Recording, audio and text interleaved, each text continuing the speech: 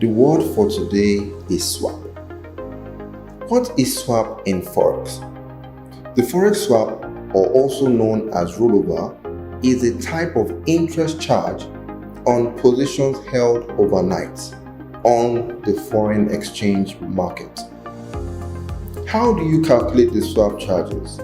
The swap charges could either be positive or negative based on the interest rate of the two currencies in question. Size of the swap charges. The charges are also known to be minute and it's highly based on the lot size used. That is, the higher the lot size used, the higher the swap charges, and vice versa.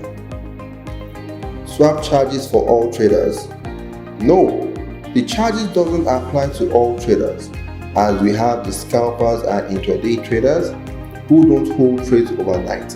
They hold trades for a few seconds to a few minutes for the scalpers and a few hours more or less for the intraday traders, so they will not see swap charges. Swap calculator. You can check with your broker for swap calculator in order to know the charges beforehand. If this video was helpful, do the needful, hit the subscribe button, comment in the section below, and of course give it a thumbs up. And we will do justice to more on the foreign exchange market.